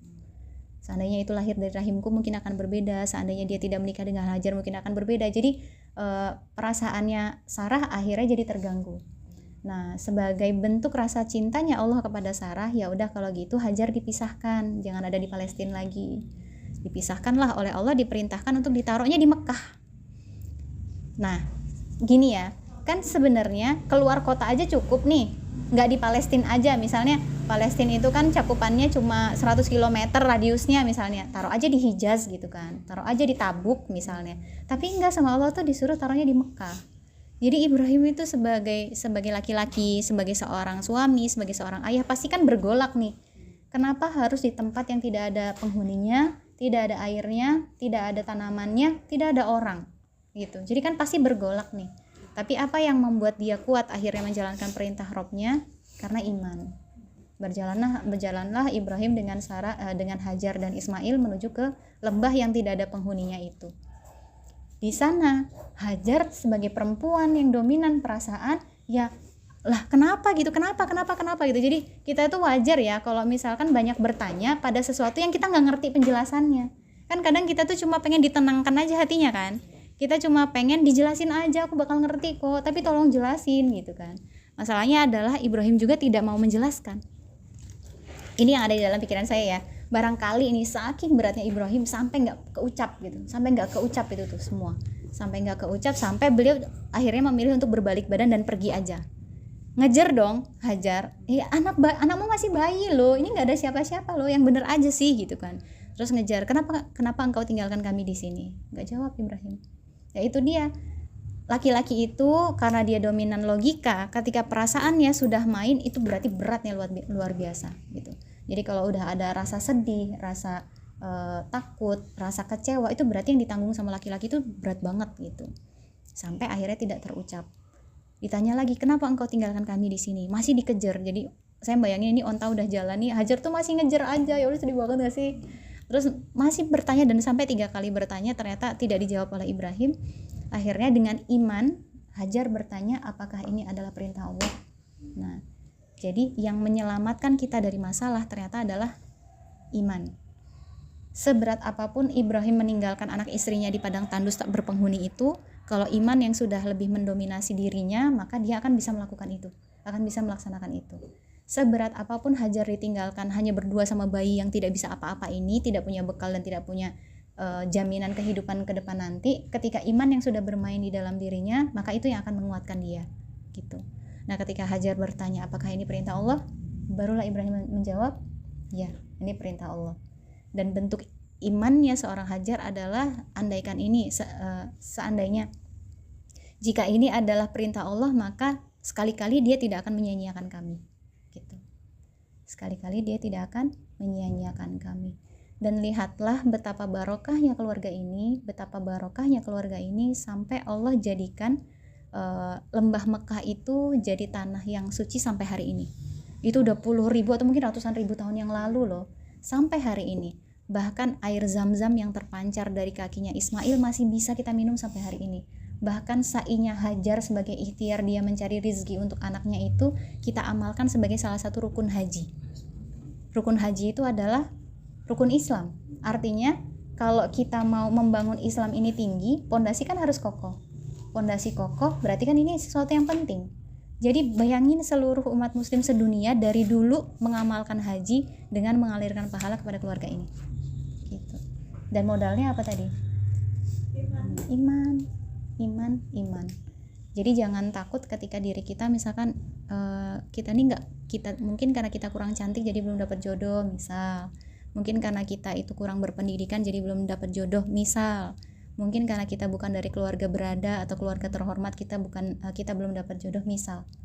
Itu tidak akan menjadi apa-apa, tidak akan memberatkan timbangan di mizan kecuali iman yang ada di dalam dada kita gitu. Jadi pesan saya kepada kalian para jomblo atau siapapun yang hadir di Zoom ini meskipun bukan jomblo, maka pupuk imannya. Karena kata Allah apa? Qad aflahal mu'minun. Sungguh beruntung orang yang beriman. Kalau dia punya iman, dia beruntung. Adakah orang beruntung yang masuk neraka? Ada nggak orang beruntung masuk neraka? Nggak ada. Adakah orang beruntung yang disia-siakan oleh Allah? Nggak ada. Adakah orang beruntung yang disulitkan hidupnya di dunia dan di akhirat? Nggak ada. Jadi cukuplah kita punya iman dan kita akan menjadi orang yang beruntung gitu. Udah ya, insya Allah mudah-mudahan ini terjawab dari tema utama kita dan kita akan melanjutkan dengan sesi tanya jawab. Indri boleh minta turunin jajannya ke bawah. Saya cukupkan untuk materi utamanya di sini. Pertanyaan pertama, ini namanya YS, saya nggak tahu ya YS ini siapa. Assalamualaikum Umi, bagaimana cara mendapatkan suami yang punya sifat qawwam? Sebenarnya saya nggak tahu caranya karena Allah aja yang ngasih ya. Cuma kalau dari sisi manusiawi yang bisa kita ikhtiarkan adalah, kalau saya, jangan berpikir tentang bagaimana orang lain tuh datang kepada kita, karena itu di luar kuasa kita. Jadi berpikirlah apa-apa yang masih bisa kita usahakan. Itu yang masih bisa kita usahakan adalah kita memupuk iman. Yang masih bisa kita usahakan adalah kita menambah ilmu. Yang masih bisa kita usahakan adalah mengembalikan fitrah diri kita sebagai seorang perempuan yang penyayang itu tadi. Jadi kepada para independent woman, para alpha woman, para orang-orang yang banyak speak up dan bahkan merendahkan laki-laki di tempat umum gitu, bertaubatlah dan menjadilah perempuan gitu. Menjadilah perempuan yang berkasih sayang dan menghangatkan. Nanti ketika kita sudah cukup baik, sudah cukup siap untuk membina rumah tangga. Jadi bahkan dalam kelas yang saya ikuti ada namanya the journey within agenda to change our condition. Jadi agenda perubahan diri itu adalah kita itu tidak fokus pada sesuatu yang ada di luar, tapi fokus ke dalam diri kita dulu. Karena kalau kita udah kokoh, keluarga kita lebih mudah dibangun. Kalau keluarga kita lebih mudah dibangun, maka masyarakat insya Allah juga akan menjadi masyarakat yang baik gitu. Gak akan ada masyarakat yang baik kalau keluarga kita tidak kokoh. Tidak ada keluarga yang kokoh kecuali diri kita sudah jadi orang yang baik dulu. Jadi memang fokusnya kepada diri kita dulu, apa yang belum selesai kita lakukan, apa fardu ain yang belum kita amalkan, apa yang masih bisa kita genapi, maka sempurnakan dulu gitu. Nah masalahnya adalah kita ini kan hidup di zaman yang kayaknya angka-angka itu selalu jadi utama gitu. Kayak misalnya kamu udah 25 tahun kok belum nikah gitu. Lah temanku aja yang 30 belum nikah bu gitu kan. Terus ada lagi udah nikah 10 tahun kok belum punya anak gitu. Emang ada masalah apa dengan 10 tahun gitu. Jadi seolah-olah standar masyarakat itu jadi bergeser kepada angka. Padahal betapa banyak Islam itu mengajarkan tentang makna. Betapa banyak misalnya nih usia 19 tahun sudah jadi panglima perang. Artinya angka kan gak meter dong. Kalau dia angkanya meter berarti kamu belum siap. Orang ada yang 32 tahun, orang ada yang 40 tahun gitu kan. Jadi kalau seandainya kita melihat kepada sejarah kita berkata tentang makna.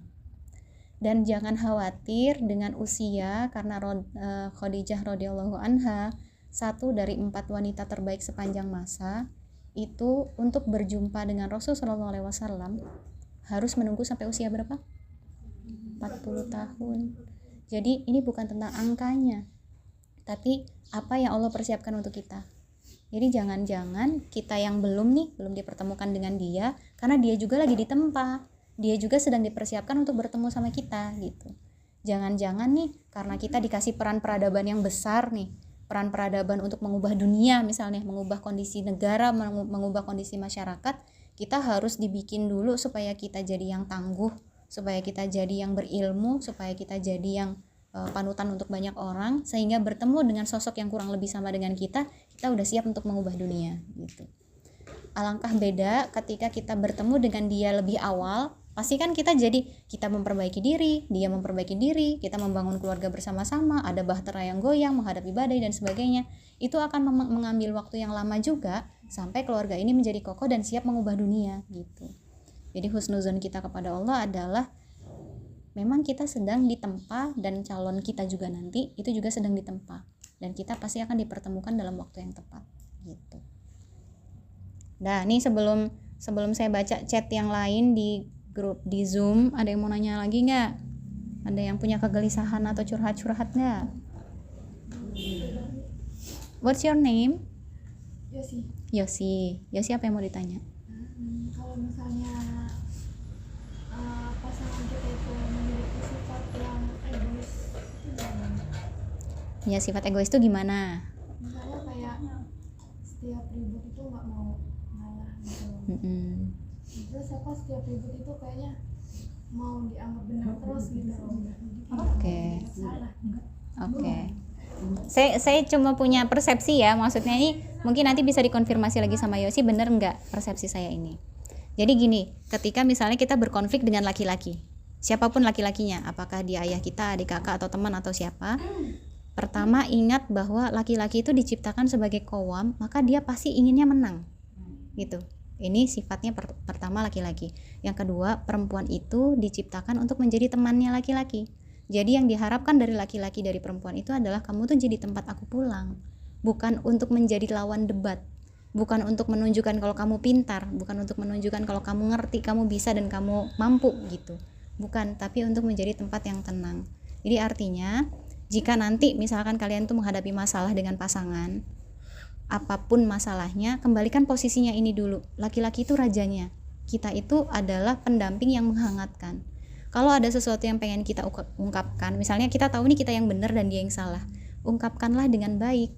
Jadi bukan dengan debat. Laki-laki kalau di debat, dia merasa diinjak harga dirinya. Tapi kalau laki-laki dibisikkan sesuatu sama perempuannya, misalnya gini, posisinya udah anteng nih, misalnya lagi duduk bersama, lagi santai misalnya, aku boleh ngomong nggak gitu. Ini biasanya saya ya, kalau misalnya aku lagi ada elaborasi gitu sama ayahnya Altan, nunggu dia selesai kerja dulu, udah makan, udah kenyang, terus nanti duduk gitu kan, mau ngomong boleh nggak? Boleh, kenapa boleh tak boleh gitu kan kalau laki-laki. Terus sebenarnya aku tuh nggak setuju kemarin tuh kayak gini gitu, soalnya menurut aku sih gini ya, bukannya lebih baik itu gitu, kalau misalnya kayak gini tuh kayak gini. Nah, ketika kita menyampaikan dengan tenang, keluar nih sebenarnya maksud dari kita gitu kan. Maksud kita adalah ABC gitu. Karena kalau kita ngomong dengan emosi, ABC ini nggak kelihatan, yang kelihatan adalah DEF yang nggak nyambung itu gitu. Nah, karena nggak nyambung, akhirnya sama suami atau sama pasangan tuh dianggap ngerti nggak sih dia ini masalahnya gitu, akhirnya berdebat dan sebagainya. Tapi ketika kita tenang, kita bisa menyebutkan sebenarnya argumen kita itu apa, dan laki-laki bisa melihat secara logis, oh dia itu berpikirnya gini. Nah biasanya ayahnya Altan tuh punya 2 jawaban. Yang pertama adalah oh oke itu berarti membenarkan nih apa yang saya omongin tuh benar, oke. Terus yang kedua, dia punya pendapatnya sendiri tapi dia bilangnya gini. Jadi yang kemarin tuh dia nggak menjelaskan, akhirnya dijelaskan di situ. Kenapa kemarin aku ngelarang kamu begini? Karena aku pengennya kamu begini. Kenapa aku pengennya kamu tidak ikut sama temanmu yang itu? Karena aku membaca temanmu itu punya potensi seperti ini misalnya. Akhirnya dia bisa menjelaskan apa yang sebelumnya tidak terjelaskan gitu. Jadi penting untuk suhu itu dibikin adem dulu. Jadi jangan misalnya lagi ada masalah terus langsung debat sekarang udah putus itu akhirnya. Kalau nggak putus, patah, saling membenci gitu. Dan bahkan tidak jarang kan orang yang sudah menikah, sudah diikat dengan misaqon ghalidho, sudah perjanjiannya itu antara laki-laki ini dengan Allah gitu, mereka juga putus di tengah jalan karena ada cara yang tidak ahsan dalam menyelesaikan masalah gitu. Terjawab? Oke. Udah boleh yang ini apa masih mau ini nih? Ada? Vega mau nanya? Itu tadi Ustazah apa sih, laki-laki yang tidak banyak bicara, yang Nabi Ibrahim itu lebih speechless, yang laki-laki kalau kalau sudah memakai perasaan mereka sulit menjelaskan, itu definisinya gimana? Yang lebih yang lebih santai aja gimana sih Ustazah, jangan yang ribet gitu. Ada yang mau bantu nggak? Saya udah jelasin dari A sampai Z nih tadi dari jam 4 terus dia datang kan terakhir ya. Jadi world view-nya itu belum terbangun. Nah coba siapa yang bisa bantu saya jawab Vega nih? Jawab dong teman-teman. Jawab dong gitu. Siapa yang mau jawab? Pertanyaannya ulang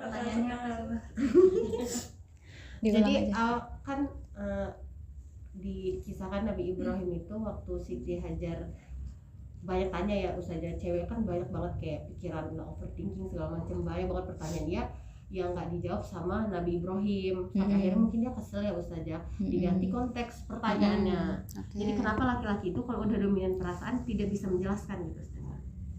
Oke. Sekar? Berat mbak jawabannya. Jawabannya berat sih.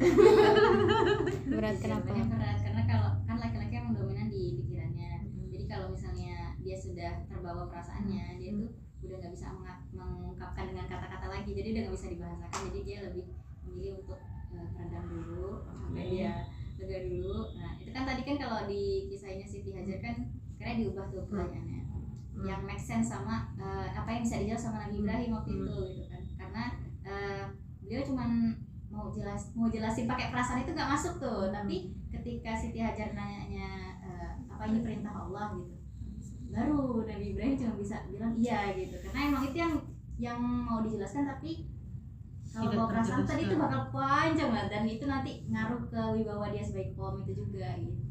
Itu sih Sa. Capek nggak sih Ustazah jadi perempuan? Tapi capek juga masih kan. Vega datang kamu di detik-detik terakhir. Kita itu ngobrol dari jam 4. Lihat lagi di Nanti nonton rekor dulu ya, baru nanti bertanya lanjutan. Mungkin nonton rekor pun sudah menjawab pertanyaanmu itu. Dan sekarang sudah menjelaskan dengan sangat baik, sudah mewakili jawaban saya dengan sangat baik, alhamdulillah. Ya, wa'iyyakum. Namanya siapa dulu? Kania. Kania. Kan ada ini kawan anak tuh. Udah berapa kali ta'aruf gitu. Terus gitu apa? Nggak berhasil. Gitu ya.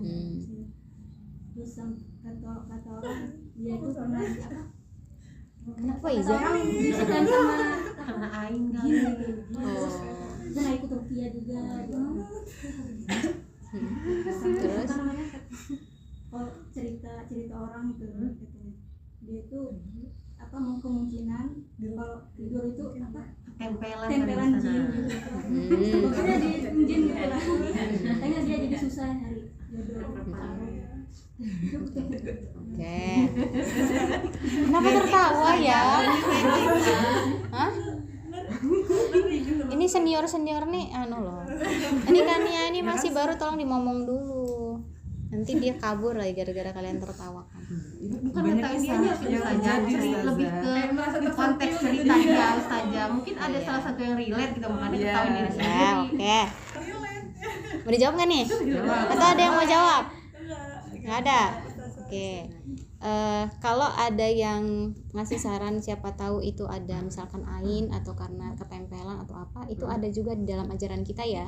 Maksudnya kita mengimani bahwa Allah tuh menciptakan bukan hanya kita yang secara fisik terlihat, tapi juga yang gaib gitu.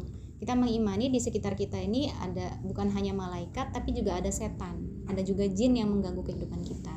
Nah, tapi kehadiran jin itu ada tanda-tandanya. Jadi kita tidak sembarangan langsung bilang kalau itu jin. Misalnya gini, ada orang yang dia kelaparan, terus dia guling-guling di tanah karena kelaparan.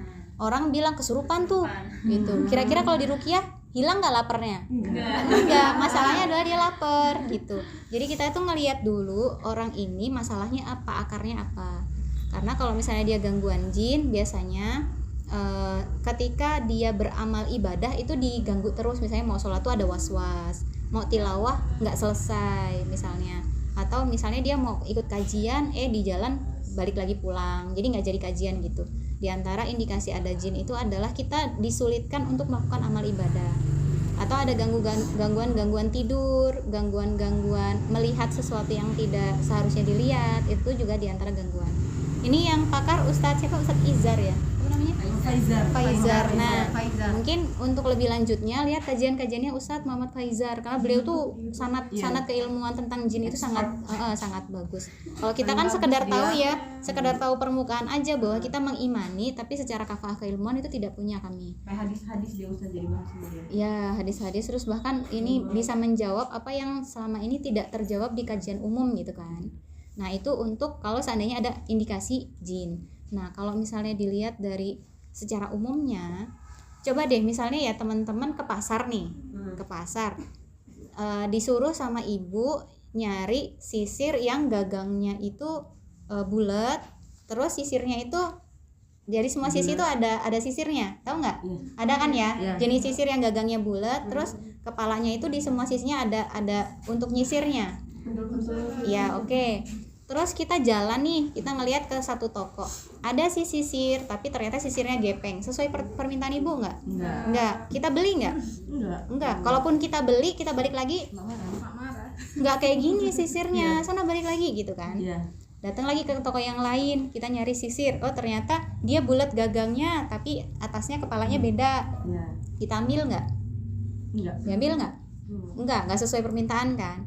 Kita jalan lagi, dan mungkin ya dari 10 toko yang kita datangi di pasar itu, kita ketemunya itu di toko yang ke-10. Tapi kita udah bener, kita coba teman-teman ngerasa kita bener nggak kalau misalnya dapat sisir yang tidak sesuai dengan permintaan ibu dan kita nggak beli, bener nggak? Bener kan? Karena yang diminta sama ibu bukan yang itu, makanya kita masih mencari. Nah, bagaimana kalau sebenarnya sama Allah tuh kamu jodohnya si A ya, kita ketemu sama B, kata Allah bukan itu, makanya ta'arufnya gagal. Lagi ke C, bukan itu kata Allah, makanya ta'arufnya ada masalah gitu.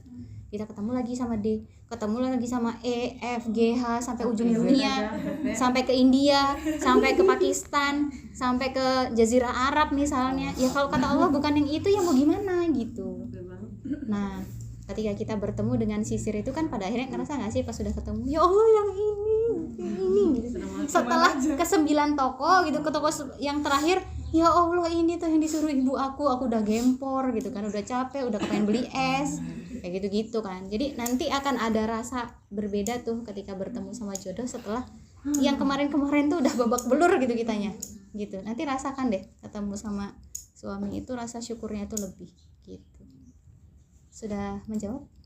Kira-kira mereka kan ya menjawab nggak? Insya Allah lah ya. Kalau belum menjawab nanti tanya Ustadz Faizar ya. Oke. Ustazah kalau misalnya tentang ta'aruf jodoh gitu, kalau misalnya selera kita nih, misal ya Ustazah contoh nih, selera kita tuh mas Jawa gitu ya, terus nggak taunya jodoh terbaik kita tuh bukan mas Jawa atau orang mana gitu yang di luar ekspektasi gitu. Kita gimana sih Ustazah? Saya tanya. Saya tanya. Gimana? Yang kita butuhkan misalnya adalah ayam goreng. Oke. Kita butuh ayam goreng. Toko 1 ada ayam goreng tapi nggak ada bungkusnya. Toko 2 bungkusnya cantik tapi bukan ayam goreng. Kita pilih 1 apa 2? Kalau misalnya dia nggak ada bungkusnya, bisa nggak kita bawa bungkus sendiri? Bisa. Atau misalnya kita beli di toko sebelahnya supaya ayam goreng itu bisa dibungkus, bisa? Bisa. Terus kita lindungi ayam goreng ini sedemikian sehingga tidak jatuh, tidak kena kuman dan apa segala macamnya kan? Karena yang kita butuh ayam goreng. Tapi kalau misalnya yang kita lihat, wah ini cakep banget kotaknya, terbuat dari emas. Sausnya diambil dari kilang minyak. Terus digoreng di minyak yang harus diendapkan selama 1 tahun gitu. Padahal itu bukan ayam, kodok. Kira-kira yang akan kita beli si ayam goreng tadi yang masih bisa kita usahakan casingnya itu, atau yang akan kita beli adalah casing emas bersepuh yang tadi yang saya jelaskan tapi isinya kodok? Ayam goreng kan. Udah, gimana kalau fokus pada ayam gorengnya aja, gak usah fokus sama casing. Iya, cara meyakinkan diri itu Ustazah, kayak gimana sih harus ribet banget perempuan. Kamu doang yang ribet ah. Iya, kayak Ustazah yang ribet, kayak setiap hari tuh bikin kayak gini. Gimana ya caranya untuk menerima gitu. Jadi tiap hari tuh kayak bergulat dengan aku tuh harus menerima takdir gitu. Jadi tiap hari tuh belajar menerima takdir. Tapi hatinya tuh kayak ih capek banget sih kayak gini. Harusnya kan bisa ya minimal sesuai ekspektasi kita walaupun dikit-dikit gitu. Walaupun ya gitu saja. Oke, saya punya analogi baru nih.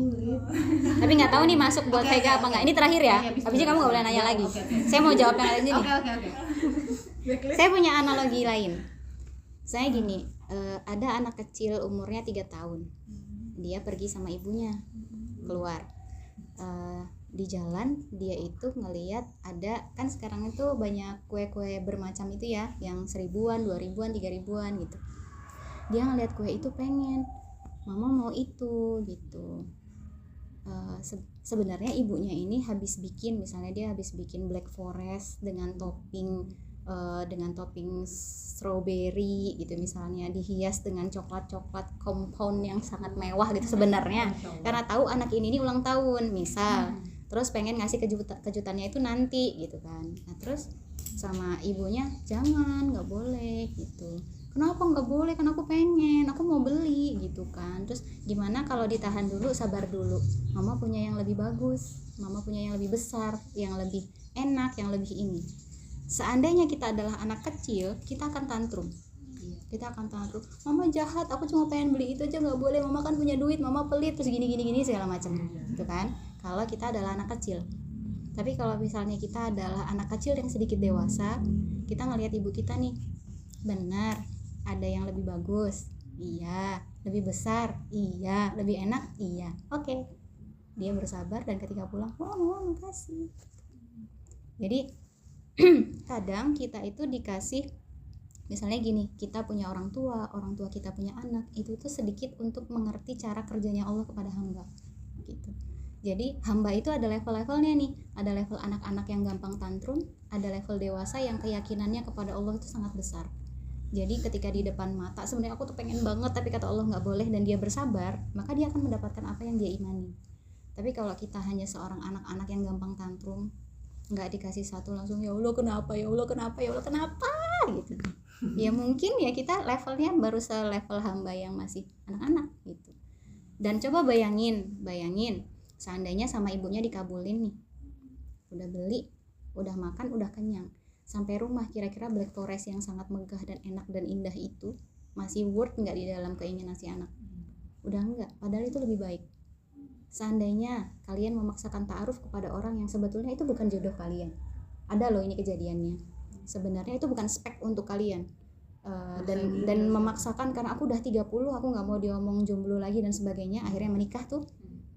Sebenarnya jodoh yang Allah siapkan itu ada yang lebih baik, tapi kita meninggalkan itu. Kira-kira kita menyesal nggak udah nikah terus ngelihat ternyata nih misalnya pamannya pulang dari Mesir bawa muridnya yang terbaik itu gitu, misalkan kita udah nikah, pamannya itu aku tuh mau ngenalin ke kamu murid terbaikku di Mesir, kita udah nikah, mungkin nggak kita ceraikan dia kemudian kita menikah dengan si murid terbaik Mesir ini? Mungkin nggak semudah itu kan gitu. Makanya ayolah gitu, kita tuh nggak ngerti takdir, kita tuh nggak ngerti apa aja yang goib yang Allah ketahui itu gitu. Bisa nggak kita sebagaimana di surat Al-Mu'minun tadi, qad aflahal mukminun, ya udah jadi yang beriman dulu aja, nanti kita bakal beruntung kok di aspek apapun dalam kehidupan kita, ketika kita sedang sendirian ataupun ketika nanti kita membutuhkan orang lain sebagai partner hidup kita gitu. Udah beruntung itu dan jaga kita kok, jaga kita di dunia dan jaga kita juga nanti di akhirat gitu. Gitu ya Vega, saya tidak ingin didebat lagi dan saya mau jawab yang ini. Oke, di sini ada pertanyaan. Jika seseorang dengan karakter kesabaran setipis tisu, apakah bisa berubah? Dan apakah orang demikian selalu mudah tersinggung dan jika bersedih malah sangat lama recovery-nya? Bagaimana solusinya jika kita berhadapan dengan orang yang demikian? Siapa yang mau jawab? Sekar. Kayaknya aku tipe yang kayak gitu. Waduh. Jangan-jangan saya lagi ya setipis tisu. Menghadapi Iza, bantuin dong. Dela. Kalian mendengarkan doang. Kepanjangan pertanyaannya. Ya intinya dia itu tidak bisa mengontrol emosinya gitulah. Sabarnya ketip. Cara. yang berpengalaman Ustazah yang sering punya teman kayak gitu. Anda. Banyak kan. Ya mau ngasih masukan boleh Vega. Boleh. Jadi kalau menghadapi orang yang itu dalam konteks mungkin menyebalkan Ustazah ya. Dikit-dikit tantrum, dikit-dikit marah, dikit-dikit emosi, dikit-dikit banting barang gitu ya maksudnya. Menghadapinya tuh kayaknya kalau dinasehatin itu makin jadi biasa Ustazah. Jadi kita liatin dulu, kita diemin, mungkin harus banyak lebih bersabar dan menerima kekurangan dia sih Ustazah. Soalnya kalau kita nggak menerima dia, angkat kaki aja, males skip gitu, nggak bakal berubah itu orang Ustazah. Apalagi kan siapa yang mau merubah dia, sedangkan kita orang yang deket sama dia kan nggak semua orang tuh mau temenan sama orang yang menyebalkan. Jadi ya itu tipsnya kalau secara pribadi Vega ya, sabar, terus terima dulu kekurangan dia. Kita lebih akan long lasting temenan sama dia dan menasehati dia dengan perilaku kita setiap hari. Kan biasanya kan orang tuh ke distract ya Ustazah, ke distract apa sih bahasanya pokoknya. Iya bener. Iya itu. Jadi mau nggak mau ya kita kuatin dulu mentalnya. Kalau kita menyerah ya nggak berubah lah teman kita. Sedangkan kita siapa yang mau merubah teman kita? Nggak mungkin kan tetangga sebelah kalau nggak kita sendiri gitu secara pribadi. Gitu sih Ustazah. Kalau dari PK ya. Ini saya udah deg-degan kok udah 17.20 ya. Iya benar. Saya sempurnakan ya. Ini Vega udah sangat bagus sekali jawabannya. Tapi kalau boleh, saya mengandaikan lagi-lagi sama anak kecil. Jadi teman-teman pernah nggak keponakan atau muridnya atau siapalah anak kecil yang masih kecil banget, terus dia tiba-tiba rewel tantrum apa segala macam, dikasih ini nggak mau, dikasih itu nggak mau, digini nggak mau, gitu nggak mau. Kira-kira anak tantrum ini tenang di tangan siapa? Ibunya. Karena ibunya kenal. Ya, ini tadi dipegang sama tantenya, dipegang sama siapa, ini nggak mau diem, kenapa dia kenapa gitu. Terus ibunya lihat jam, oh udah jam 12, dia ngantuk, datang nih dipeluk si anaknya gitu kan, dia masih apa segala macam gitu, capek ya dek gitu kan, dia masih tantrum di dalam pelukan ibunya, tapi ibunya tahu karena ngantuk ya digendong aja, dipuk-puk aja, terus dielus-elus aja gitu, meskipun dia masih tantrum, lama-lama tantrumnya kan hilang, lama-lama dia tidur. Jadi ketika kita menghadapi orang dengan emosional yang tidak stabil, ibaratkan dia adalah anak yang tantrum. Siapa yang bisa melihat apa alasan dia tantrum adalah orang yang lebih dewasa dari dia. Satu, orang yang lebih dewasa dari dia. Dua, orang yang paling sayang sama dia. Gitu. Dan untuk jadi dewasa, kita tuh kan kadang ini ya, misalnya kita sama-sama umur 30 nih, tapi kalau ternyata dia lebih dewasa dari aku ya. Apa coba yang membuat orang lain tuh lebih dewasa dari usianya itu apa?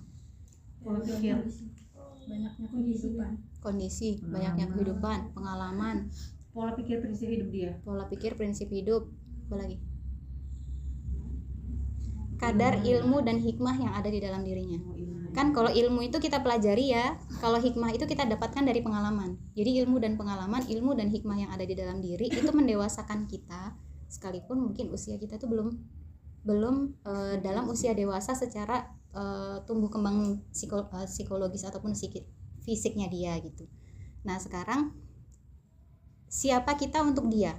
Kalau kita adalah teman dekatnya, kalau kita adalah orang yang menyayanginya, maka kita tambah lagi ilmu dan hikmahnya biar kita menghadapi dia itu tahu dia itu sebenarnya kenapa.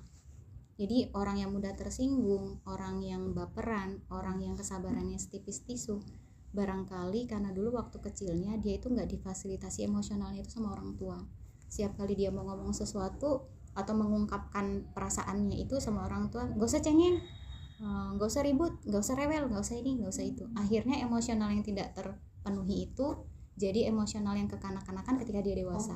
Kan gitu saja. Bisa jadi. Pressure gitu ya. Tapi kan kita ngomong gini karena kita udah tahu ilmunya kan. Seandainya kita tidak tahu ilmunya, kita bakal capek banget sih sama dia gitu. Oh dia tuh kayak gini terus sih, toksik banget sih temenan sama dia gitu kan. Makanya syaratnya dua untuk bisa menghadapi orang ini. Yang pertama adalah kita dewasa dulu. Yang kedua kita menyayangi dia dulu. Kalau kita bukan keduanya atau bukan salah satu dari keduanya, maka akan sulit. Kita selalu akan menilai dia itu dari dia tuh gampang tantrum, gampang Kita tinggalin baperan. udah saja. Iya, tinggalin aja Males gitu. banget. Di dunia ini ada lebih banyak temen, nggak cuma lu doang kayak gitu. Gitu kan. Terus apa lagi nih? Hah? Mau dijawab nggak ya? Wah, ini 3 pertanyaan terakhir nanti saya jawab Japri aja ya, karena kok kayaknya ada yang ini juga, ada yang privasi ternyata. Dan kalian belum cukup umur untuk mengetahui ini. Oke. Untuk yang 3 pertanyaan terakhir saya jawab nanti via Japri insyaallah ya. Ini saya minta tolong untuk Ummu Hanif nanti chat saya ya. Ntar dulu. 089969741.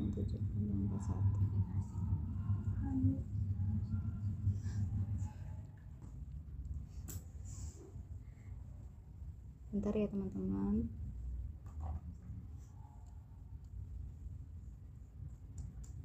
Udah masuk belum dia? Oh ini saya privat.